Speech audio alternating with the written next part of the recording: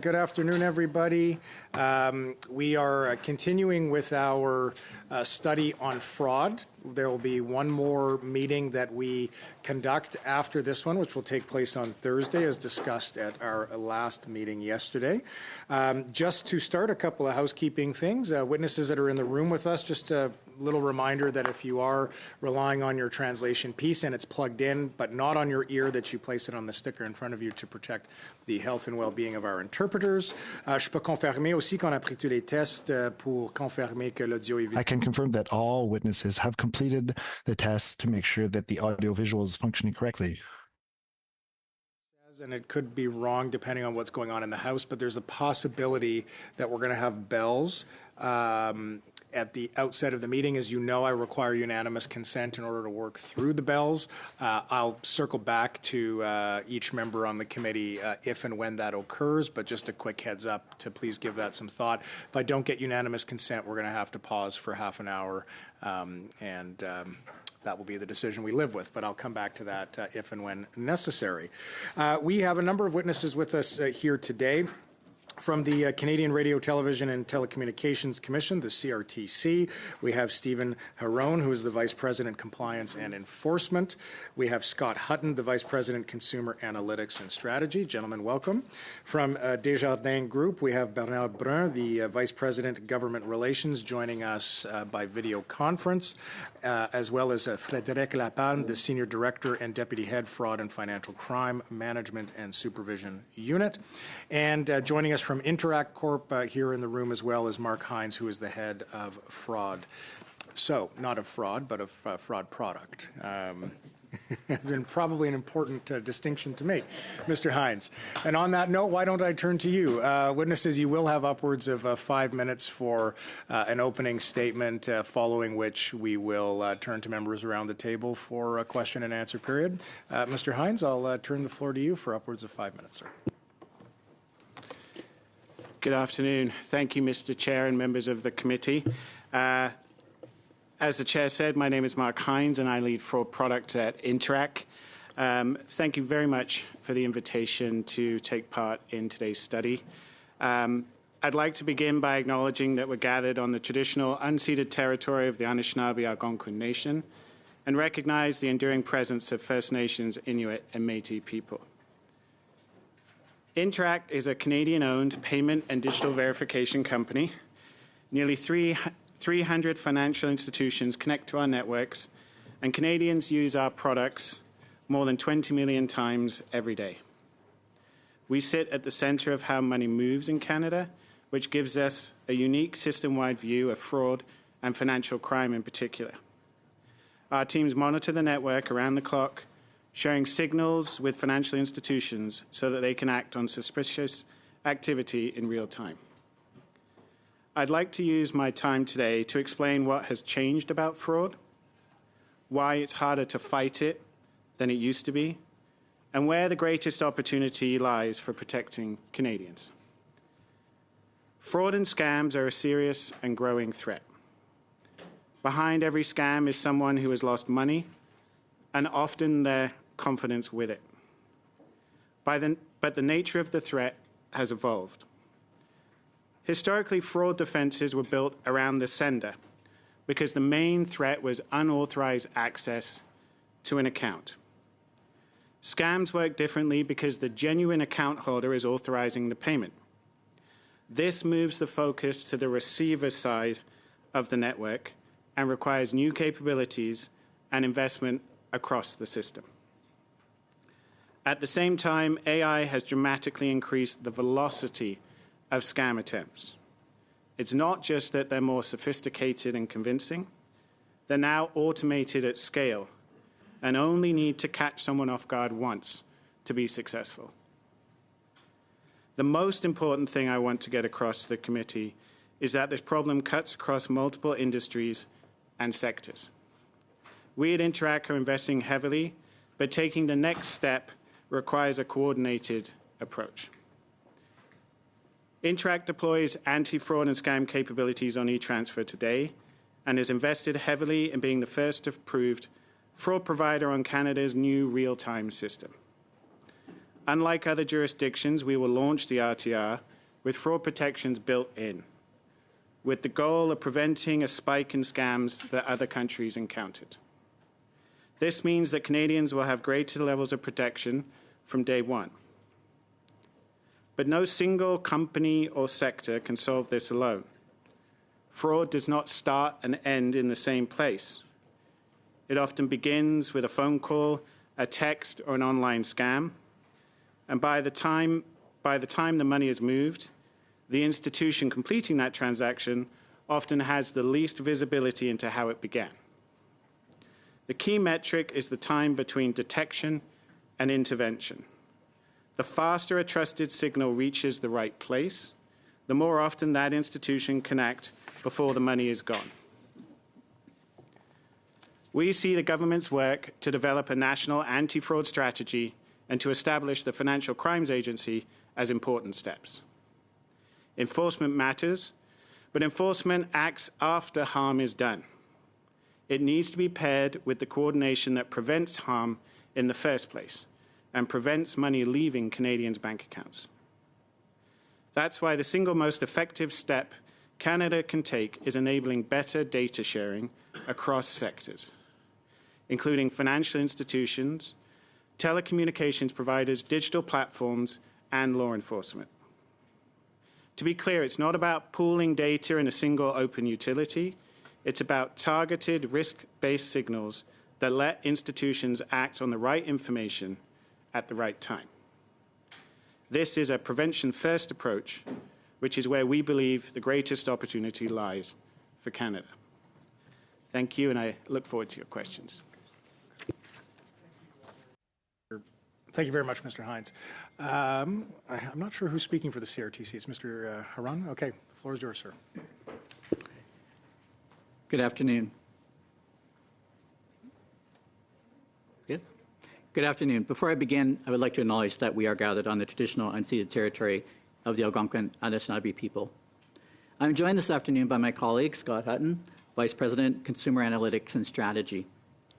Thank you for the opportunity to appear before you as part of this study on financial fraud and scams in Canada. As you know, the CRTC is an independent quasi-judicial tribunal that regulates the Canadian communications sector in the public interest. We hold public consultations on telecommunications and broadcasting matters, and we make decisions based on the public record. The CRTC is also part of a broader federal effort to address unwanted telephone calls, emails, texts, and text messages. In this context, we administer civil regulatory regimes. Because the CRTC does not have the mandate to assess or investigate conduct that may be criminal in nature, we encourage Canadians to report suspected fraud to the appropriate law enforcement authorities. In limited circumstances, we may share information with those authorities in accordance with applicable legal and privacy requirements. Aujourd'hui, je parlerai de nos rôles civils. Today, I will touch on our civil roles under both the unsolicited telecommunications rules and Canada's anti-spam legislation. Under these regimes, we help protect Canadians by setting clear rules, helping businesses follow the rules, addressing non-compliance through enforcement, and by educating Canadians. Turning first to unwanted telephone calls. The CRTC administers the National Do Not Call List, which is free for Canadians to use. In recent years, we have put in place a robust strategy to prevent unwanted calls from reaching Canadians in the first place. Because this is a complex and evolving challenge, there is no single solution. Instead, our approach combines both regulatory and technical measures. Telecommunications service providers are required to block calls that display numbers that would not normally be dialed, such as 123-456-7890. Providers also offer call filtering services, giving Canadians greater control over the communications they receive. We're also taking action on caller ID spoofing, where the caller disguises their phone number from the person receiving the call. To address this, we required service providers to implement Stir Shaken. This technology helps verify whether a call is actually coming from the number displayed on the caller ID screen, making it easier for Canadians to identify which calls can be trusted. New technologies are also playing an increasing role. Artificial intelligence, for example, can be a useful tool. In 2021, the CRTC approved an application by a Canadian telecommunications service provider to implement an AI-based solution that can stop suspicious calls in the provider's network before they ever reach Canadians. Billions of these calls have already been blocked to date. Let me now turn to the CRTC's role under Canada's anti-spam legislation, or CASL. We work alongside the Competition Bureau and the Office of the Privacy Commissioner to promote and monitor compliance within CASL. We also raise an awareness to help Canadians better protect themselves and reduce the efforts of spam and the effects of spam. We collaborate with partners and stakeholders in this effort. In closing, the CRTC will continue to work within its mandate to help protect Canadians from unwanted calls, spam emails, and text messages. Thank you for the opportunity to appear before you. We're happy to take your questions. Thank you very much, Mr. Haroun. OK, prochainement, Monsieur Brun. And now, Mr. Brun, over to you. Merci, Monsieur le Président. Thank you, Chair. Ladies and gentlemen, members of the Standing Committee on Industry and Technology, thank you for the invitation. On behalf of the Desjardins Group, I'm Bernard Brun, Vice President of Government Affairs. I'm with my colleague, Frédéric Lapalme, Senior Director and Deputy Chief Oversight and Monitoring Fraud Prevention and Financial Crimes. It's a privilege to contribute to your study on financial fraud and scams in Canada, an issue of paramount importance for Desjardins. And allow me to provide some context. We manage more than 524 billion in assets, serve over 10 million members and clients across the country, and we support nearly 500,000 businesses from small and medium-sized enterprises to large organizations in every sector of the Canadian economy. We are the largest cooperative financial group in North America and the 8th largest in the world. Fraud has become one of the most widespread, sophisticated, and damaging forms of economic crime in Canada and internationally. Fueled by the digitalization of the economy, artificial intelligence, as my colleagues mentioned, and global access to digital platforms, it is evolving faster than the ability of public and private institutions to respond effectively. Fraud has become a low-risk, high-reward crime. Criminal networks now operate with greater capacity, without geographic borders, exploiting digital technologies, crypto assets, compromised personal data, and AI-powered impersonation capabilities. And there are a number of things that limit the effectiveness of anti-fraud efforts. First of all, the fragmentation of data and information sharing mechanisms. Secondly, the proliferation of regulatory initiatives and compliance frameworks. Thirdly, the transnational nature of criminal operations. Then, the significant consequences for victims and the rapid adaptability of fraudsters and the increasing use of AI. In this context, every security advance quickly leads to the emergence of new circumvention strategies. This dynamic creates a constant technological arms race that puts considerable pressure on governments, but also on financial institutions and businesses. The impacts go far beyond monetary losses. Victims frequently report lasting consequences: psychological distress, loss of trust in institutions, social isolation, and damage to their personal financial security. As a federally regulated Quebec chartered financial group, the majority of our oversight falls under the Government of Quebec and its agencies.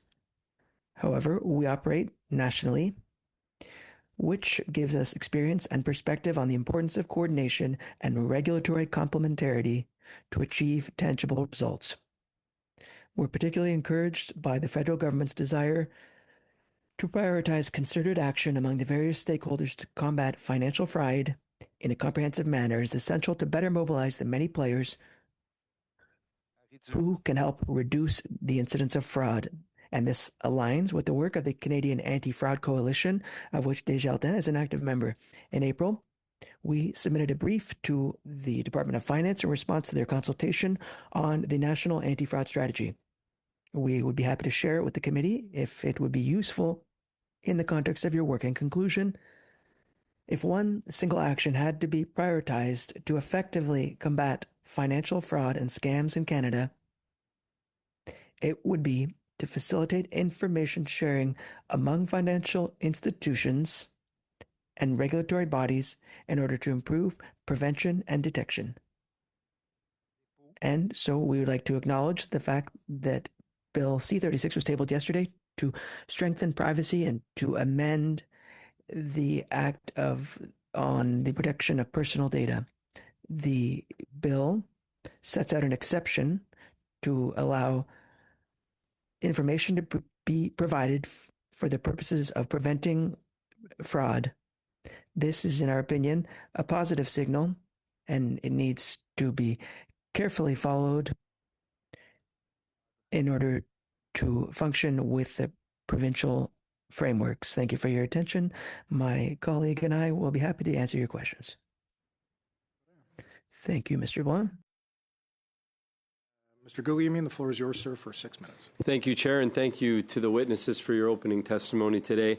Mr. Hines, a recent survey done by Interact showed that 79% of Canadians believe that AI is making scams more convincing and making it much easier for fraudsters to create these scams in the first place. So how specifically would you say that AI has changed the landscape over the last 2 years? So I won't dwell on the sophistication point so much because my guess is the committee's heard a lot about that. What I would really emphasize is the velocity, which really means not only the speed, but the volume of suspicious activity that hits not only individual institutions, but networks. And what that means is that the likelihood that you're going to catch somebody, a busy parent opening the front door and they sees a link and clicks it without like taking the extra 30 seconds, a grandmother who's worried about sending money to a grandchild, it's like statistically increases the likelihood that these things are happening. So that really is the other element that, in my opinion, we don't focus on enough. And I don't mean to underplay the sophistication element because it's real, but that's the element that we don't focus on quite Is there any scams in particular, as you guys look forward, that you're concerned with, like more than others? So we break down the types of scams that we encounter on our network. And what I would say is that by a country mile, the most prevalent kind are investment scams. There are a range of scams, romance scams, bank impersonation scams, a few of them, but investment scams are by far and away the highest frequency that we see. So would you say that in Canada, our fraud prevention systems across banks, payment systems, telecom platforms, et cetera, are keeping pace with these new sophistication and the velocity of scams, or do you see a gap there? What I see is, from my perspective, is people investing large amounts of money to try and keep up. Our view is to really get the most out of that significant investment is the cross-sector data sharing. Because if you use scams as an example, they will occur entirely outside of the network that we operate. And we don't know where it started. We don't know the details around how it started. And so our ability to react is limited. And if I may just give one more detail I think might be useful to the committee is with scams, often it's not the initial sending that you will catch because it's my account. It's when you see payments collecting at the other side that you begin to see a problem. And so feedback loops that give you a greater insight to that other side of the network, those are the things that really would stop us pushing the money out in the first place. And what type of investments is Interact making to help prevent against some of these scams that are AI generated? So we are in the middle of a 3-year strategy cycle at Interact, and we're investing a very large amount of money over those 3 years. The focus of those investments is in building the new system for the RTR. And on e-transfer, when it migrates to the RTR clearing and settlement system, we will also significantly upgrade that system to have comparable controls. It's a major institutional investment for us at the moment. When you look out at the broader ecosystem across banks and other platforms, would you say that every sector is moving along at the same pace, or are some falling short? I think there is variation, for sure. I think you see in particular financial institutions and payment networks of all types, not just ours, are investing because that's where the monetary losses are happening at the moment. And again, to return to my point, broadening that spectre and requiring other parts of the ecosystem to have skin in the game in this fight is for us a key element. Thank you very much. Desjardins, I got a few questions for you. So in 2019, data that was stolen from your members was found circulating underground on criminal forums as recently as November 2025, more than 6 years after the breach. Are you guys actively monitoring for your members the stolen data on the dark web? Bonjour, merci beaucoup pour la question. Thank you very much for your question. In terms of the 2019 incident, we commented on it publicly on multiple occasions. So I'm not going to get into the detail, but we're investing significantly on an annual basis, several hundreds of millions of dollars against fraud. And to improve security, we have a security office with 1,800 security experts with respect to data on the dark web. We're taking a look at these things for our members. And we have provided a number of protection systems since the incident, including protections for the dark web that were added to what we have available. So we understand members and our customers have concerns with respect to these data and their presence on the dark web, and these are things that we take into consideration. Data, what can actually be done with it? Like, can you have it removed from the dark web? Or does monitoring it mean that, like, we're watching it spread? C'est extrêmement difficile de sortir. It's extremely difficult to get this data out of the dark web or even off of the internet. Once it's on the internet, it's in the public universe. Another thing to take into consideration is that there could be discussions on the exact numbers, but there are hundreds or thousands of data leaks. So Canadians and people in Quebec have been targeted by a number of data leaks on a number of occasions. And of course, we still have accountability and we take these things very seriously, but this data is available on a number of levels, and where it can be useful for fraud is in scams, specifically the impersonation scam where a scammer pretends to be a police officer, the employee of a financial institution, and will have some information that will establish this trust with the potential victim. So when one answers the phone or when there's someone else on the other side, if this person already has a number of pieces of information, that creates a certain amount of trust and credibility. So that's my answer. Okay, thank you, Mr. Gouliman. Mr. Ma, I understand you might be splitting some time with Madame O'Rourke. I'll let the two of you figure that out. Between you, there are 6 minutes. The floor is yours. Thank you. Thank you, gentlemen, for being here today. My first question is for CRTC. The government has announced the creation of a new financial crime agency. What opportunities do you see for stronger coordination between telcos, regulators, law enforcement, financial institutions, and this new agency in disrupting the fraud network? Thank you for the question. As you've heard from many witnesses over the course of this study, that collaboration is key, and even today, all of my colleagues have suggested the same thing.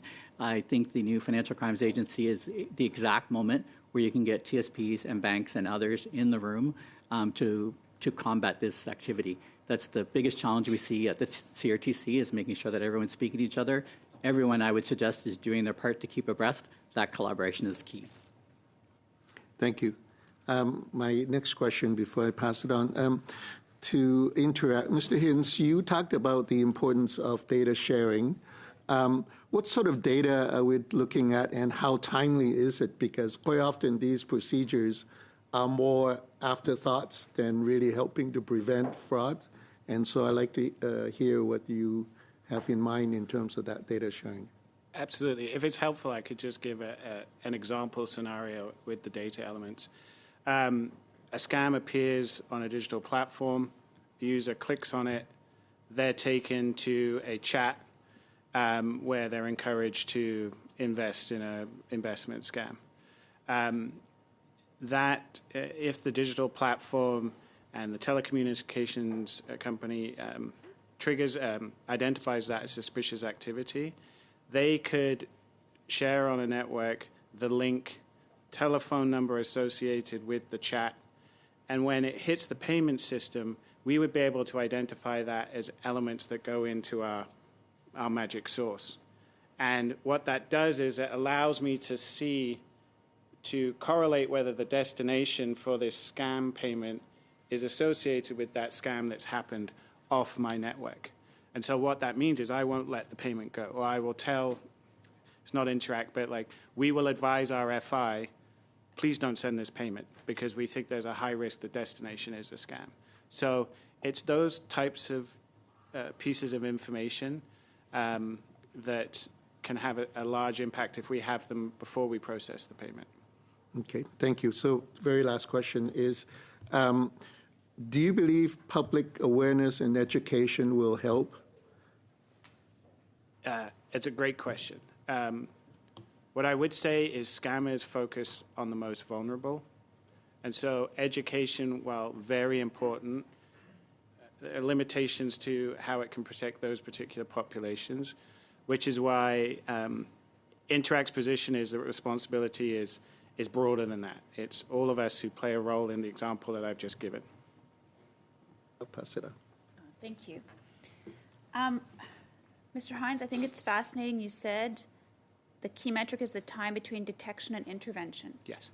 We heard from Wealthsimple at their testimony that in one day they found 1,500 fraudulent uses of their logo and deepfakes of their CEO, and it took the platform Meta 4 days to take it down. Do you think the platforms are doing enough? I think that the platforms have to be part of this solution. So whether or not they could take them all down is not the point. The point is that giving us those signals as they take them down, each of those data elements significantly increases our chances of stopping the money moving, which is the point at which Canadians are harmed. So our approach from a responsibility in the ecosystem is that every player should have clearly articulated obligations, and that responsibility for it flows from meeting or not meeting those obligations, and we would include ourselves in that. Okay, thank you. I think it's helpful that you told us investment scams are by far and away the most prevalent, because sometimes we frame it as an issue about seniors who may not be tech savvy, but we're hearing that the sophistication of the scams is increasing. We're hearing only 5 to 10% of scams are being reported. So clearly investment scams are high, romance scams, in addition to all kinds of scams that target seniors. You said the most effective measure is that cross-sector data sharing. Can you outline for me what some of the privacy considerations are? I mean, Ontario still has never really realized e-health. And so can we get to that cross-sector data sharing fast enough? What do you need in terms of legislation, or what's your recommendation? Yeah. So when I talk about data sharing, what I mean very specifically are very specific data elements that are shared between very specific parties. I think there are two elements from a legal perspective to focus on. I think one of them was mentioned earlier about having a clear basis to process data for fraud. That exists in PIPEDA today. My experience negotiating data sharing agreements as an FI, at a fintech, and now at Interact, we focus very much on consent as the core of our focus, so re-emphasizing that grounds to process data is important. And the other one is around safe harbor provisions for that intelligence sharing. They exist in in other jurisdictions for financial crime sharing. And why I think it's so important is, in my experience that I just mentioned, our participants really take very seriously their responsibility for data, and they will only share it if they feel the risk is low or acceptable. That safe harbor provision encourages the type of intelligence sharing that we think is key if we're going to actually stop the problem at the outset. I'm out of time. Thanks. Thank you, Mr. Rourke. Monsieur Saint-Marie, c'est à vous, 6 minutes. Mr. Saint-Marie, 6 minutes. Thank you, Chair. Welcome to all our witnesses. Thank you for being here. My questions are for Desjardins. I'd like to hear a little more from you on the restrictive or contradictory legislative tools. Thank you for your question. Bernard, my colleague mentioned it. We operate in Quebec, but also elsewhere in Canada. So in terms of the protection of personal information, the difference between provincial and federal legislation is an issue. My colleague from Interac mentioned it. As a financial institution, we want to participate in anti-fraud activities. Our banks are under federal charter, and so we have both federal and provincial legislation, and we perform analyses in terms of our participation in information sharing. So there's a lot of internal paperwork and assessments to ensure that we do things correctly, which in the case of fraud, which happens very quickly, this doesn't necessarily work in terms of the timeline of a specific anti-fraud initiative. Thank you. So what you want in fighting against fraud is to have more information shared between the involved players. Can you tell us more about this? Yes. Thank you again for your question. Bernard mentioned it. This is a key point. At Desjardins, we manage millions of transactions per year. And so we need to be able to share this information with Interac, with our colleagues from the banks, in order to use this data correctly to fight against fraud. And transactions are done in milliseconds now. So we're going to be limited. And so we need to be able to use this data internally, but also with our colleagues in order to put into place the necessary measures to protect our clients. My next question. I'd like to hear from you in terms of your experience involving interactions with various governmental players in the area of fraud, including the RCMP and FinTrack. So what role do you think the future agencies should play, given that there are already agencies operating in the sector? These institutions have a role to play, whether it's FinTrack or others. And Desjardins works with the police services. Police services can send us requests for information. We can provide information to FinTrack. And this involves many thousands of transactions per year. Unfortunately, it is possible that sometimes we send things to the center and that a police service is doing an investigation on the same issue. So it would be good for both sides to have access to information. In terms of the agency, we'd like to see the recommendations from 5 years ago adhered to, and probably we'd also like to see that what's set out in the next report adhered to. So we want the regime in terms of fraud and financial crimes we want it to bring about arrests and convictions. Prevention is useful, but there's a certain point of no return where investigations happen and then charges end up being laid. So this is where we'd like to see the agency or another organization do what's necessary, because a certain amount of expertise is necessary in investigating these financial crimes, and it shouldn't just be assigned to any specific police service in Canada. Thank you very much. I'd like to come back to the Canadian system to prevent the funding of terrorist activities. If there could be improvements made to better fight against fraud in the context of this program, what would you suggest? I already mentioned the data sharing arrests. I would say something similar. We need a risk-based approach. We do this in fraud within financial institutions where we don't, of course, like to lose money, and we don't want our customers to be affected by fraud. So we need to have this leeway in order to manage our risks, in order to manage the fraud that arises to reach our goals. We're part of the dynamic, and we'd like to welcome the initiative and the consultations nationally. We fully agree with the government's interest in fighting against fraud, but we don't want to have too rigid of a regulatory framework. So that's my recommendation for financial crime and fraud. Thank you. I've got about 1 minute left. I'm going to ask a final question. A witness told us that in other countries, and this is on the subject of digital platforms, the law is such that these digital platforms verify people's identity who purchase ads, who claim to sell financial products, including crypto assets, before they're published. The witness told us that these platforms have, in these countries, there has been a decrease in the amount of fraud. So do you think Canada should do something similar? It's an interesting comment. This could be in Canada's toolbox. It wouldn't resolve all the problems, but the more anonymous things are, the more we see fraud. So if we could have a certain amount of transparency to understand who's acting, who's paying, who's funding, whether it's in ads or other actions on these platforms, that would be a good idea. Thank you very much. Thank you, Mr. Saint-Marie.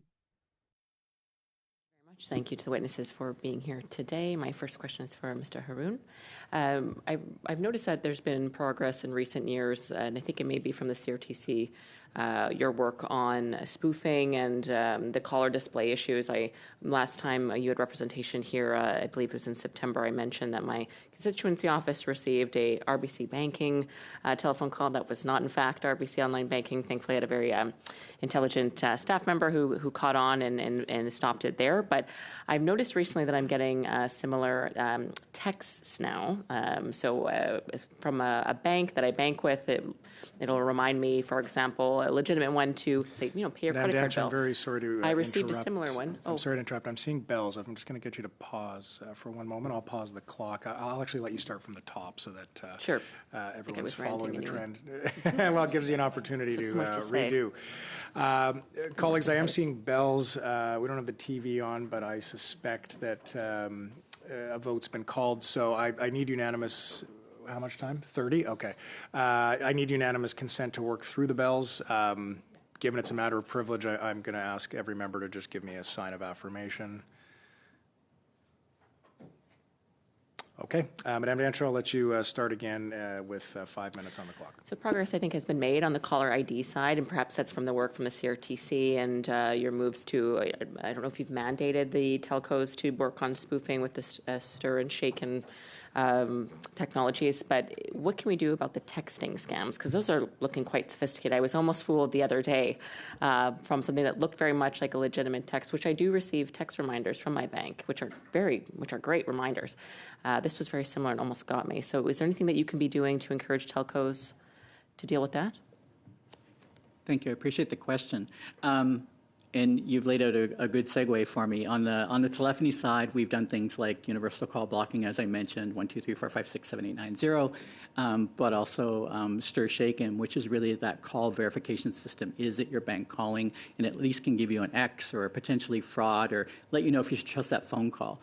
On the SMS text message side, the timing of your question is very good because last year we just introduced a framework to allow TSPs to block emails and SMS text messages that they know to be fraudulent. I'll be honest, I'm the policy guy, but there's all kinds of technicalities behind it where they can determine whether that SMS text message is valid or that email has a particular attachment that you shouldn't click on, et cetera. We're about to release a decision in the coming weeks that will actually enhance that framework even more and allow the telcos to do more in that they can stop those text messages from hitting your phone. Okay, that's great news. That's great news. So the technology exists to do so, and it sounds like you'll be permitting them to use that technology. Is that correct? Absolutely. The way the Okay. Telecom Act is constructed, the TSPs need permission from the CRTC to interfere with any type of traffic. I So, see. you know, I often, when I speak about these matters, I often say, if I can't enforce it, I'll regulate it, which is that policy piece. And if I can't actually regulate it, then I'll educate, Great. which is about educating Canadians. Well, thank you, and that's excellent work. I'm glad that's coming forward. So I do want to understand a little bit how this is going to work. So if I did click on the link and I sent an e-transfer, and so that would withdraw the money from my bank. Let's say I was banking with Desjardins, so it would withdraw, and then it would use Interact's payment rail to get to this scammer. So where does the responsibility lie with each of you? So I'll go to Mr. Hines. So if I would e-transfer to the scammer, where does your responsibility lie, like legislatively, with preventing that scam? I'm just trying to understand where Desjardins' responsibility begins and yours begins, and where each ends. Can you just outline the difference for me? How would you interact with Desjardins with that scam? Today? Yeah. So today, as the network in the middle, we don't take a direct role in compensating victims of scams. That's managed by our participants, usually a financial institution. What we're proposing, however, is that each actor in that chain, let's start platform, us, bank, individual, have specific obligations. And if we don't meet them, then we should hold some level of responsibility for it. Abilities to stop that e-transfer versus Desjardins, for example, and then I'll go to Desjardins to respond. But Yeah. what is the difference between the two of you? Who should be stopping that? So each of us play a role. The key role that we play is really our core value prop is a network view. What does that mean? It means I can see certain information about the destination that the sending institution can't see by themselves, regardless of if they're the biggest FI in the country or a small FI. And so getting that intelligence from the receiver side, which is really the key for scams specifically, is where we're focusing our time, because that's what we uniquely can do. Okay. Desjardins, est-ce que vous avez des suggestions de... And Desjardins, do you have any suggestions in terms of legislation or something we could do in response to what Mr. Hines mentioned? Well, something we'd like to mention is that this demonstrates the importance of the anti-scam coalition that was launched, as well as the discussions we're having today. So it's a complete chain. In this case that you mentioned, the financial institution would be responsible or not for compensating the victim. But as we demonstrated today, this is a whole group of players and they all have responsibilities. So the coalition and other initiatives to bring everyone together are even more important. What would you say the telco's role then? Is it their responsibility to have stopped that text in the first place? I feel like there's sometimes a little bit, I don't mean this in a mean way, just that there's a bit passing the buck. Like, yes, it's a little bit ours, but it's kind of their fault, and we're not going to cover the cost, they should, but we could have stopped it. Maybe anyway. I think you get my point. What is the telco's role in this and stopping this? And then I'm out of time. And within about 30 seconds, if you can, Mr. Huron. Ultimately, you know, the telco's role in this scenario is to actually put that text message or call or email in your inbox, right? They are the pipe which delivers it to you. You know, fortunately, because they are well invested, you know, in stopping this type of fraud and stopping this type of activity, they often come to me seeking those permissions to, can we stop this type of traffic, or can we stop these types of things? So I would suggest their role is, I mean, they want network security as much as anyone else, but ultimately their role is to deliver that traffic if they're supposed to, if it's going through their network. Okay, thank you, Madame Dancho. Monsieur Netumba, c'est à vous pour 5 minutes. Mr. Netumba, over to you for 5 minutes. Thank you, Chair. Monsieur Hines. I'd like to start with Mr. Hines. It's true that Interact is not a financial institution. You work with banks to assist them with their internal financial operations. So I'd like to talk about the human dimension, whether it's seniors, our grandparents who perhaps have a cell phone and who use Interact. And a situation may arise where something happens and they're told ultimately that they're responsible. As a parent, well, we're not equipped to help our grandparents understand these things. I can't necessarily sit down with my grandparent and explain to them how to use Interact. So is it important to provide some kind of financial literacy to seniors to avoid this type of fraud? Thank you. So, as I mentioned before, education is vital, in particular for the vulnerable sectors. Seniors is obviously a key part of those. I've had personal examples of folks who have learning difficulties, been the victim of significant romance scams. These are tragic stories.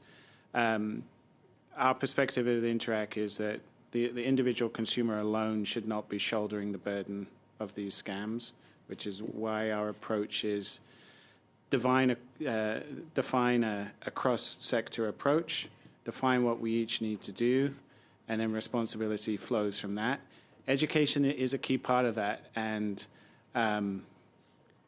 is unfortunately, though, with seniors in particular, this is anecdotal, but where I've seen it happen is it stops those seniors engaging with things that they really need to be engaging with online.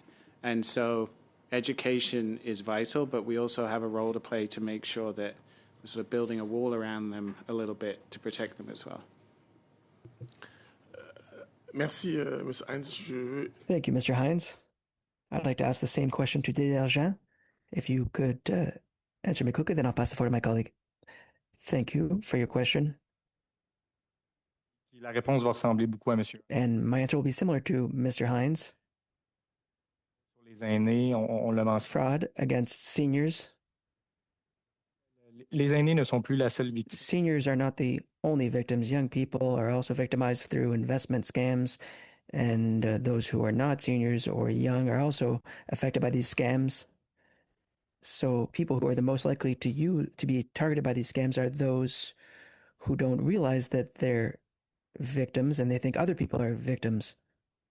And so it's as a result of the speed of these fraudulent transactions that these scams arise. And I think that it was mentioned by another witness. A momentary faux pas can bring about fraud. So technology is more and more widespread, and we can't put the genie back in the bottle, so we're going to need to evolve. Thank you very much.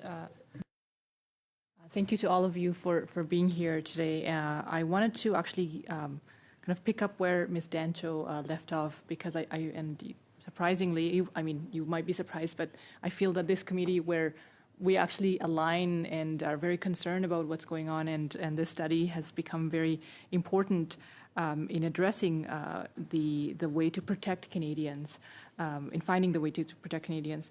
So I wanted to, first, I'll start with Interact. Mr. Hines, you spoke about some of the steps, and going back to what Ms. Dancho was talking about, if you would be able to talk about how the different players come together, because we've had now conversations with platforms, with basically all the different players, and we're all here. Can we come up with sort of at least a solution or a template of it that allows us to understand what we can do better? So there are frameworks and structures that exist today. We don't have to make this up, both Canadian and internationally. So Canadian, there is essentially a similar structure with respect to cybersecurity, where signals are exchanged between institutions. A similar approach could be taken with fraud data. Australia is another example. I think the committee has heard from a delegate from Australia, but that's a market where they've taken this approach. We're not sort of we try to learn from other jurisdictions, in Australia in particular, the UK to a certain extent, Singapore is another one. So there are standards around how you structure that to minimize the invasiveness from a privacy perspective, to ensure integrity and security, obviously. And so I would point to those as very real examples that we could adopt without having to build it from the ground up. And if I might just take 15 more seconds to give an example of how a data element would work in that scenario is part of the new capabilities we're deploying on RTR and on e-transfer is something called a risk list, which is certain data elements that have previously been associated with fraud. If we know a telephone number is previously associated with fraud and we can share that back into the system, that's something that a TSP could use to inform trying to filter through these bad actors. It's just a sense of, I talk always about coming into me, but there are ways in which we could share back as well. And if I may ask the same question to Mr. Begum, Haroon. I'm afraid we're quite a bit over there, so we may have to circle back. Timely, I just looked down at my email for a moment to a FIFA World. $4 million have been awarded thus far, Ben Carr. Click here for your exclusive reward. And when I clicked on FIFA World, let's just say it looks fraudulent. I'm glad I've been educated on the matter, but it's quite appropriate. But I don't see any of your logos there, so everyone is safe at the moment. Monsieur Saint-Marie, c'est à vous pour 2 minutes 30 secondes. Mr. Saint-Marie, 2.5 minutes. Congratulations for your vigilance, Mr. Chair. And for Desjardins, I'd like to hear from you on the role of AI in fraud, but also in terms of prevention. AI is very popular these days and will be over the next decade. Fraudsters are already using it. We've seen in Quebec the use of the French language, which has been improved. Before, it was something that sort of protected us in Quebec, but it's no longer the case. In terms of texts, emails, chatbots can now write emails very well. In terms of prevention and detection by financial institutions, these are tools that we need to use. So in terms of protecting personal data, these things are important. But in order to use AI, we need data, and financial institutions have a lot of data that can be used to protect their customers, their members. So it would be in this, by using this type of strategy. So in terms of open banking, there's currently a fraud case where someone has had an unauthorized transaction, and it's the financial institution that has to pay. But with open banking, there's a risk that the institution and the exchange platform will be responsible, and the fintech may not even have the ability to pay. So how can we make sure that the consumer doesn't end up losing in these situations? It's a very good question on open banking, because this is a new dimension. We're talking about the portable nature of data. Open banking is going to mean that there will be more transactions, and open banking already exists. So it's great that there's a regulatory framework that will be implemented. This will allow us to share their different responsibilities, and we really need to focus on the issue. That is to say, all the coordination that needs to be done, and there needs to be clear coordination between the jurisdictions, whether it's Quebec or other provinces, and the federal government, to determine who's responsible and when, especially in the context of open banking. So whether it's consumer services and where transactions will be accelerated. Thank you very much, Chair. I will cede back the few seconds that I have left. Thank you, Mr. Saint-Marie. Thank you to our witnesses for your presence here at committee today. Mr. Hines, I'd like to certainly begin with you anyway. Payments Canada was here a few committee meetings ago, and they talked about the RTR system coming out later this fall, which is a real-time rail, which will speed up transactions. Currently, we don't have that system. We have a system that is slower. How much slower is it? Like, what would a typical time for clearing be? So e-transfer today is actually made up of a few components, including real-time components of e-transfer today. So majority of our business payments and part of our retail payments are in fact real-time. And then the bulk of our system has delays between the user payment and the actual movement of the money, and that exists today for fraud purposes predominantly. The specific time of that window is mostly set by the financial institutions, and it can be anywhere from a couple of minutes up to half an hour. The real-time transactions will usually occur in a number of seconds, but usually under a minute. So there is a bit of an offset today yet. Yeah. In the time a transfer is made till it's received. Yeah. And it goes through the Interact system when a transfer is made. So I'm going to just look at a case here. It was mentioned at one of our previous committee meetings of Peter Squires from Winnipeg Realtor, was defrauded on the phone in October of 2022. And in November of that year, he made a transfer to the fraudster's account, an RBC branch in Toronto, and subsequently made a larger transfer there for a total of about $650,000. Somewhere along the line, the fraudster was able to establish an account at RBC, and from there transferred it to Citibank in Hong Kong. You guys, you all play in the same sandbox. Is there no recourse for someone like Peter Squires? Once the money is moved, the loss has happened. That's precisely why my focus, both in my opening remarks and a few times today, is we need to focus on the prevention intelligence sharing, because once the money is moved and you're into recourse territory, there is room to optimize on the receive side. I don't mean to be dismissive of it, but you've already missed the primary point, in my opinion. The opportunity is to stop it leaving the account in the first place, because every one of these horrible stories is, even if it has some form of happy ending, the amount of time that it takes today for that to happen has outsized impact on folks. So that's precisely why we are saying focus on the preventative aspect of it, follow the models of other jurisdictions that are getting it right and they're seeing the results of it. So do you as Interact flag certain transactions to your FIs or financial institutions as potentially being fraudulent? Yes. And and on what frequency would that happen? So on every e-transfer transaction today, we will score the transaction and deliver that score to a financial institution. They will then use that to make their decision on whether or not to process the transaction, to actually make the transaction. And so we do that today, and on the RTR and the upgraded e-transfer system, when we go live on the RTR, there'll be 4 main elements. The scoring is one of them. An input to that scoring is what I've referred to as the risk list, which is the index of previously identified fraud.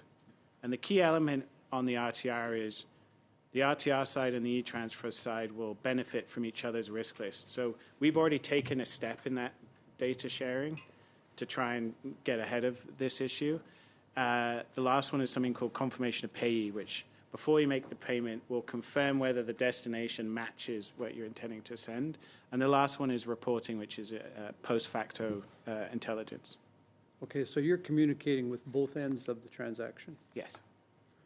And do you find your communications are helpful? Do you have a degree of success in those communications that you have documented? Yes. Today, we don't get me wrong, we have a lot of room to improve, but today we stop a lot of fraud already. In 2025, we stopped $99.8 million of fraud on our network.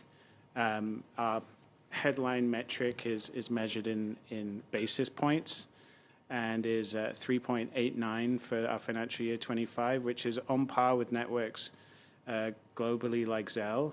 We'd like to improve that. It's not the top end of those networks, but we already stop a lot today. What we're trying to do is steepen that response curve to reduce impact to Canadians.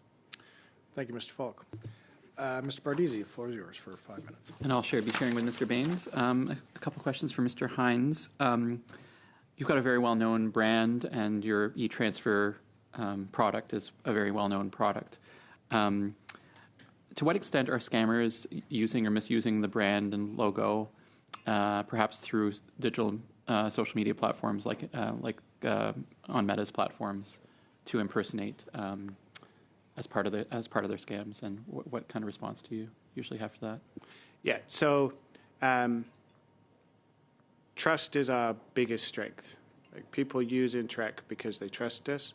That's why fraud is such an important issue to us, because it sounds very trite, but from a pure commercial perspective, if people don't feel comfortable using our platform, they won't use it as much.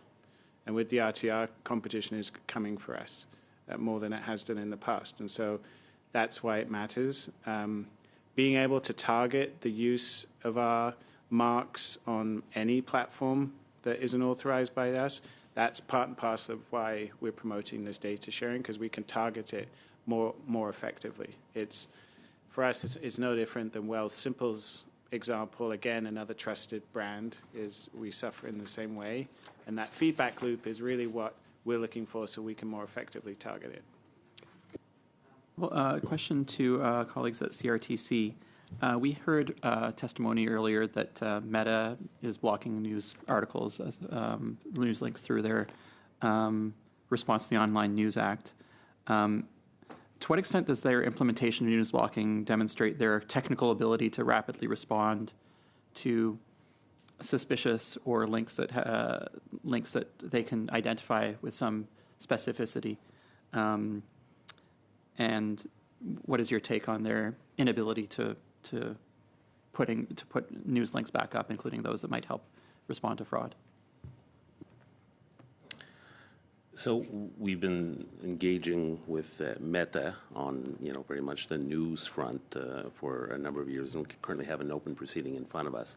But when we did ask them questions, from what we understand, is very much it's a light-handed approach. They're, looking at bona fide news sites, and that is what they are blocking access to. So it's a very limited approach that they are taking.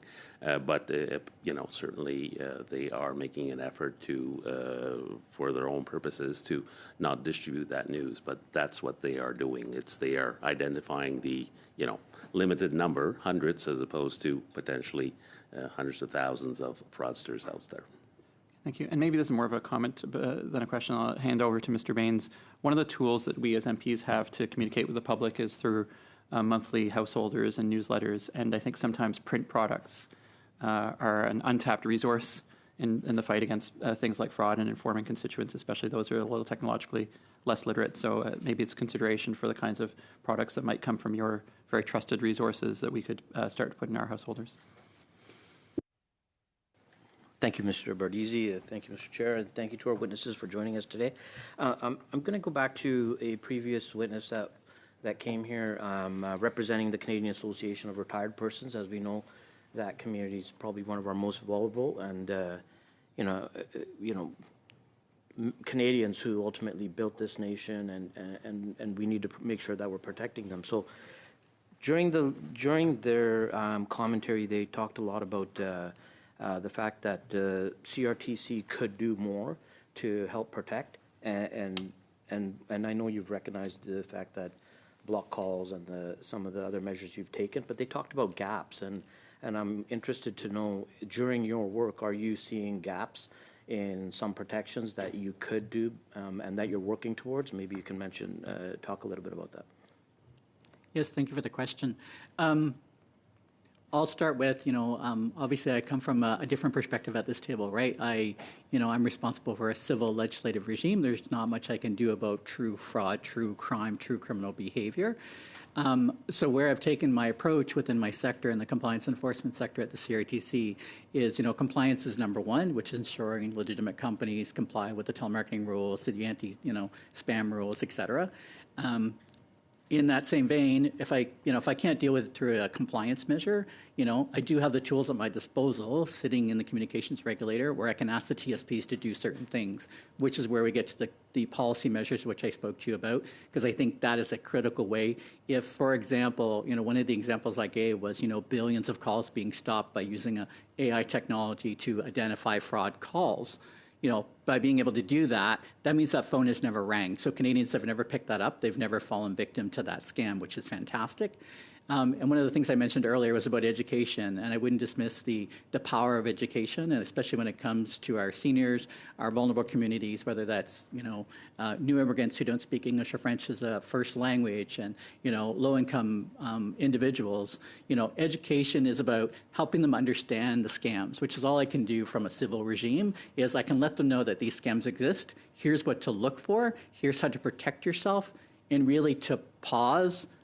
Is this legitimate? Is this too good to be true? Is this too bad to be true?